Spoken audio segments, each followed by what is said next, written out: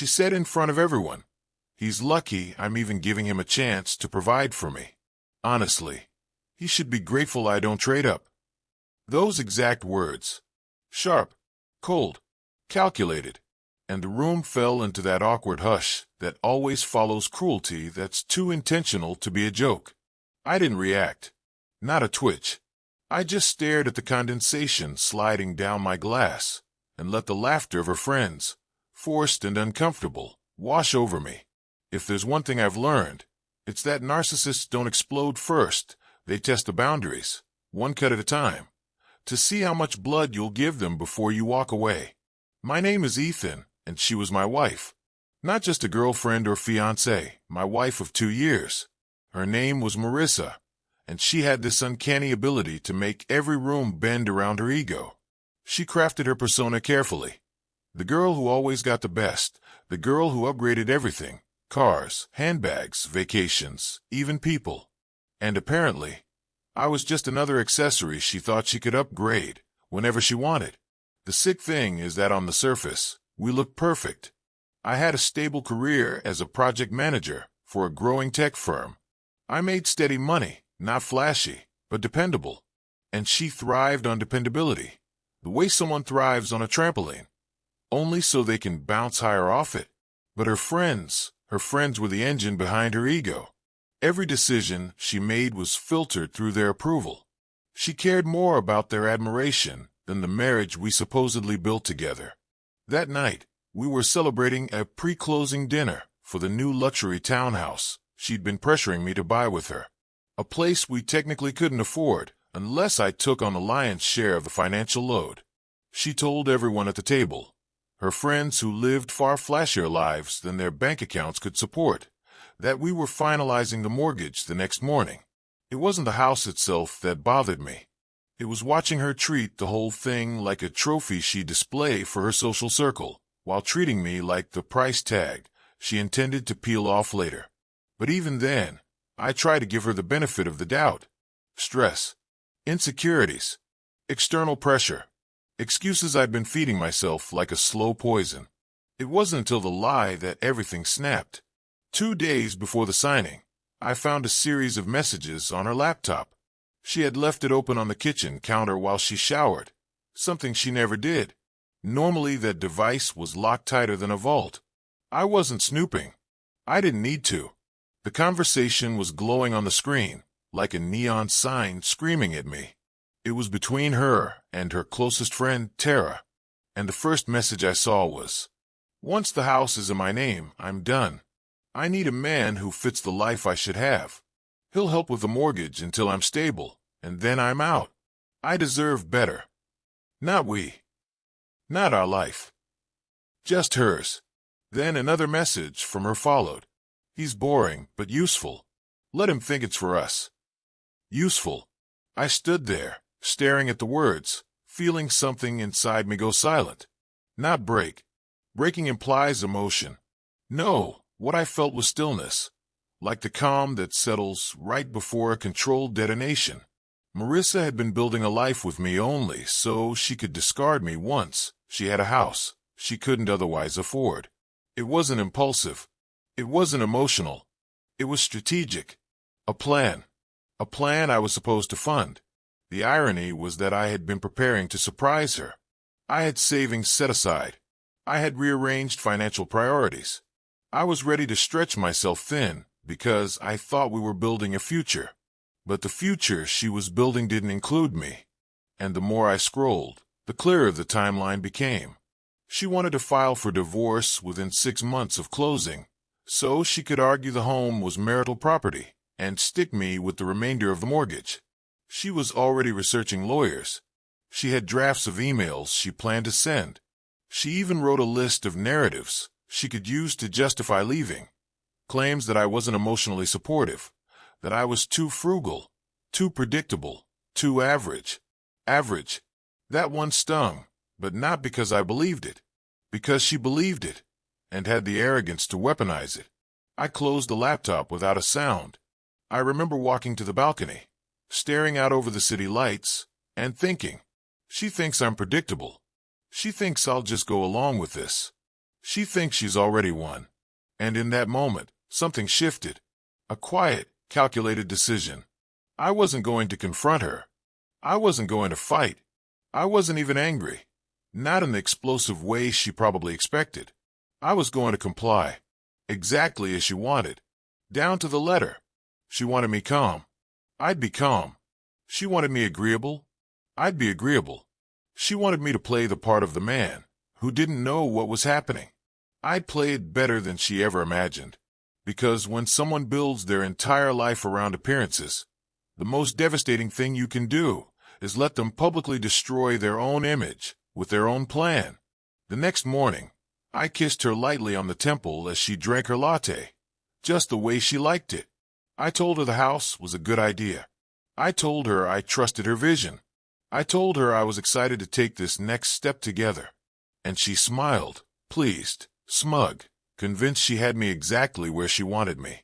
But she had no idea I had already set the wheels of my own plan into motion. A plan she wouldn't see coming until she was standing in the ruins of her own making. I woke up the next morning with a clarity I hadn't felt in months. The strange thing was, I didn't feel betrayed anymore. Not in the way most people picture heartbreak. It was more like watching a fire burn down a house you've already moved out of. The destruction doesn't hit you the same when you know it isn't your home anymore. Marissa floated around the condo humming some pop song, already dressed in her white blazer, the one she called her power outfit.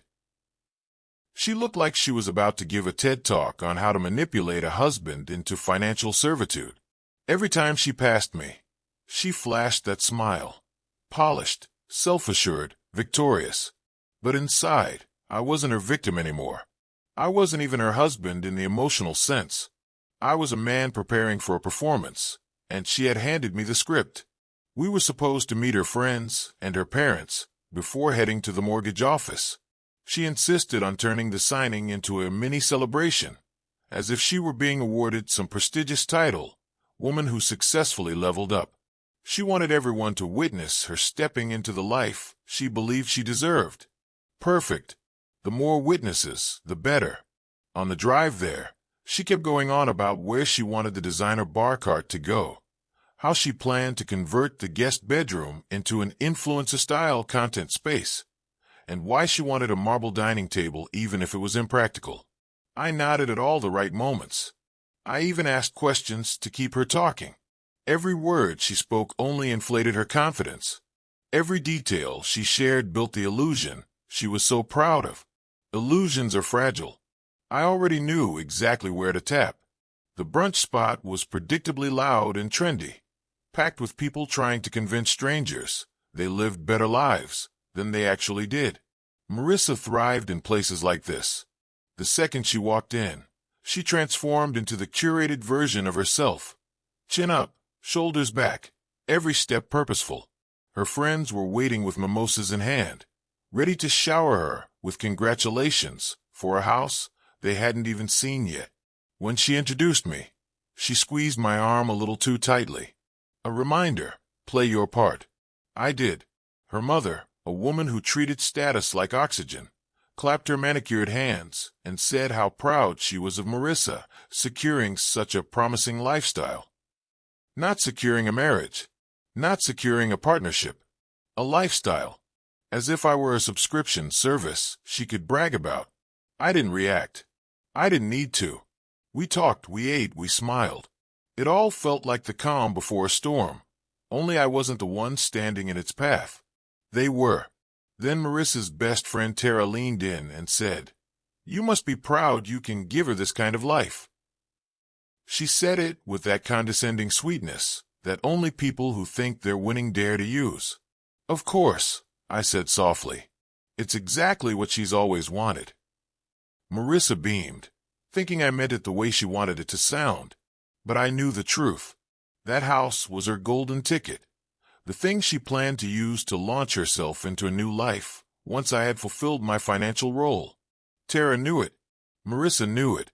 But neither suspected I knew it. They thought I was walking into a trap. I was walking them into mine.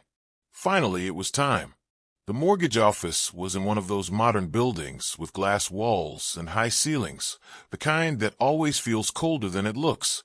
On the way up the elevator, Marissa held my hand tightly like a woman, sealing a deal she'd already profited from. The agent greeted us with the usual scripted politeness.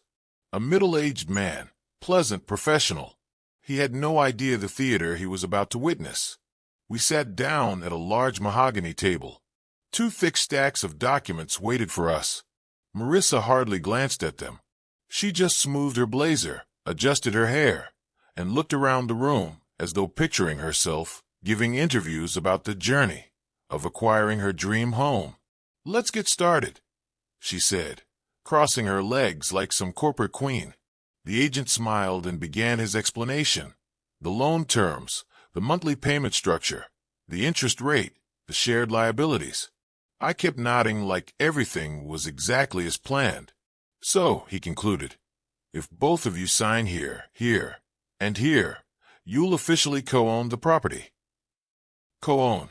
That's when Marissa launched into the performance she'd clearly rehearsed. "Oh, actually," she said, flicking her hair, "we decided it would be cleaner if the house is under my name alone. It just fits better with some future plans." She glanced at her friends behind us, who had all come to observe, like this was some royal coronation. "But don't worry, my husband will still handle most of the financial responsibilities. He's supportive like that." She didn't ask. She didn't check. She just announced it. The room went quiet. The agent blinked. "So, you want a mortgage solely in your name?" She nodded confidently. "Exactly.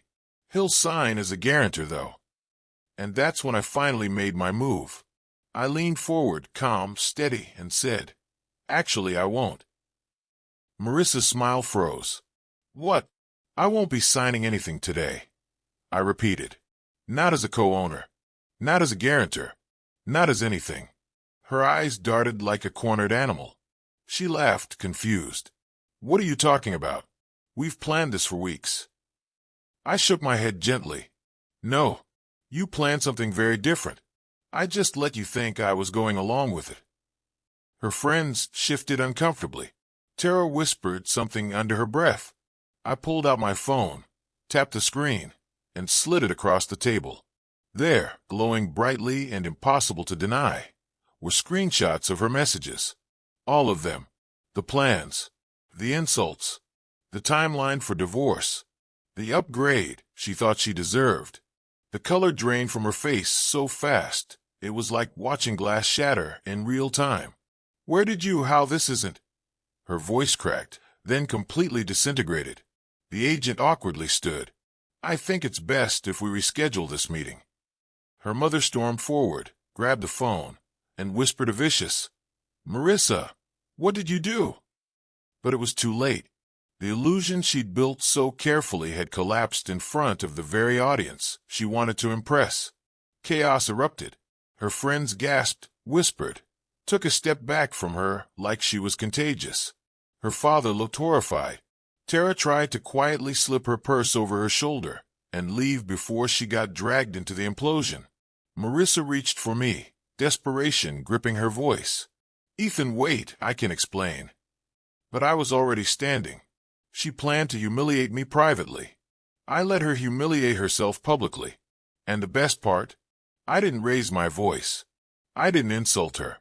I didn't even touch her. Her own words had destroyed her. All I did was let the right people see them. And now everyone had. I walked out of that mortgage office with a calmness that felt unreal. Not triumphant. Not spiteful. Just free. Like someone had finally removed the weights I didn't even realize I'd been carrying for years. I didn't rush. I didn't look back. I just stepped through the glass doors into the afternoon sunlight, breathing air that felt new somehow. Behind me, I could still hear the muffled chaos. Her mother demanding answers, her father cursing under his breath, her friends gasping and whispering like vultures, trying to decide whether the carcass was still warm enough to peck at. And right in the center of it all, Marissa was crumbling under the spotlight she had insisted on creating for herself. The irony was beautiful in a way. Narcissists crave an audience until the audience sees the truth. I didn't go home. I didn't even go to the car. I walked to a small park a block away, found a bench, sat down, looked at the sky, letting the quiet settle in. I had planned every detail leading up to that moment, but I hadn't planned what I'd feel afterward. Turns out, it wasn't anger or sadness or satisfaction. It was clarity. It didn't take long for the first text to arrive. "Marissa, Ethan, where are you? We need to talk." Then a call. Then another text. "I didn't mean any of it. You're taking things out of context. Please answer me. Don't do this right now. Everyone is freaking out. Come back and help me fix this." The desperation came quickly, faster than I expected. She wasn't used to losing control, especially not publicly. And nothing terrifies a narcissist more than people witnessing their downfall. But I stayed silent. Another call. Declined. More texts. Okay, I admit I said things I shouldn't have. I was frustrated, but none of it was real. We can work through this. And then the pivot, the moment every manipulator hits when their initial tactic doesn't work. Blame. "I can't believe you would blindside me like that. You humiliated me in front of everyone. Do you know what you've done?" Yes, I knew exactly what I'd done. I read every message without responding. I wasn't scrolling for emotion. I was scrolling for patterns, the same toxic circles she dragged me through for years. Denial, guilt-tripping, gaslighting, blame, bargaining. A carousel she always expected me to ride without complaint. Not today. By the time I stood up to leave the park, she'd sent nearly 40 messages. A mix of rage, apologies, threats, pleas, declarations of love, accusations of betrayal.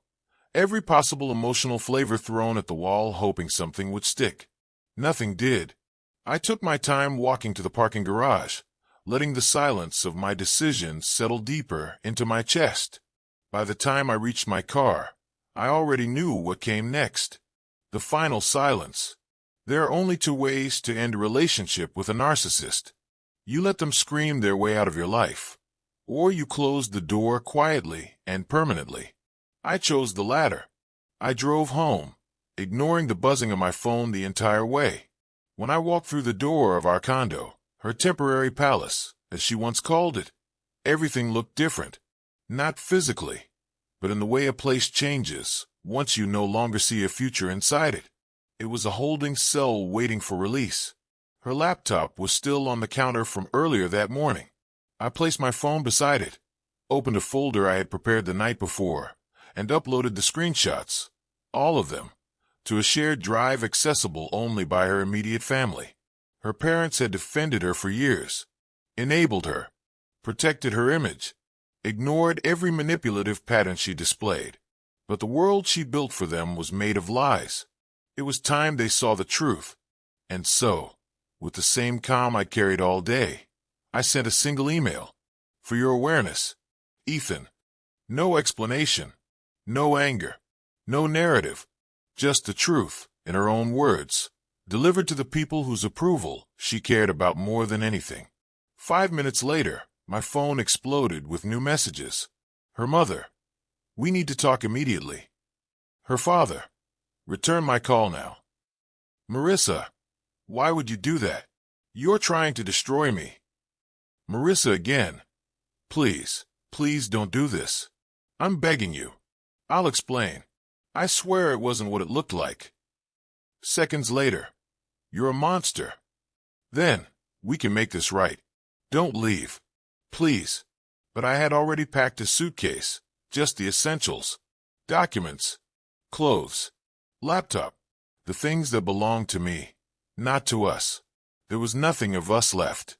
As I zipped the bag, another message arrived. "If you leave, I'll make sure everyone knows you abandoned me in a crisis. They'll think you're weak." And I almost laughed, because in a way, that was the final confirmation I needed. Even in ruin, she couldn't grasp the truth. I wasn't leaving in weakness. I was leaving in strength. I placed my wedding ring gently on the kitchen counter. Not dramatically, not symbolically, just intentionally. like setting down the last piece of something I no longer had use for. I walked out the door without closing it loudly. Quiet exits cut deeper. That night, I stayed in a hotel on the edge of the city. No frills, no drama, just a clean bed and silence. The kind of silence that used to scare me because it forced me to acknowledge how chaotic my life had become. But that night, silence felt like peace. The texts continued into the early hours. Then the calls. Then voice messages filled with sobbing, rage, disbelief. She cycled through every stage of emotional warfare, but I didn't listen to a single one. And at 3:14 a.m., it stopped. Not because she calmed down, but because I enabled the final step. I blocked her number, blocked her email, blocked every social account, then sent a short message to her lawyer, the one she had already planned to hire in 6 months, with the same folder of evidence. Consider this notice of separation. And with that, the line went dead. Permanently. For the first time in years, I slept 8 uninterrupted hours. The morning light felt different. Softer somehow. I checked out of the hotel, grabbed a coffee, and drove with no destination. I ended up by a lake a few towns over, sitting at the edge of a pier watching ducks glide across the water like nothing in the world could bother them. That's when it finally hit me. Peace isn't loud. It doesn't arrive with fireworks or dramatic music. It just settles in quietly, like it always belonged there. Over the next few weeks, I moved into a modest apartment. Nothing fancy, nothing curated for social media. Just a place where I could breathe without someone calculating how my existence benefited them. My sleep improved. My appetite came back. And slowly, I remembered what it felt like to simply exist without constant judgment. I didn't track Marissa's downfall, but pieces of it found their way to me. The mortgage fell through. Her friends distanced themselves. Her parents demanded accountability. Her reputation, the one thing she prized above everything else, crumbled faster than I expected. But that was her journey to navigate, not mine. My journey was quieter, healthier, real. I learned that loving someone doesn't mean losing yourself. Supporting someone doesn't mean funding their delusion. And trusting someone doesn't mean ignoring the truth when it slaps you across the face. The biggest lesson? Some people don't want a partner. They want a ladder. And they'll climb you as high as they can until you finally move. And they fall. As I stood at the pier weeks later, watching the sun flicker across the water, I let out a long, slow breath. And for the first time in a long time, I felt proud of myself. Not for exposing her, not for walking away, but for choosing a life where I no longer had to apologize for being steady, honest, loyal, and enough. Because the truth was simple. I wasn't beneath her. I was beyond her.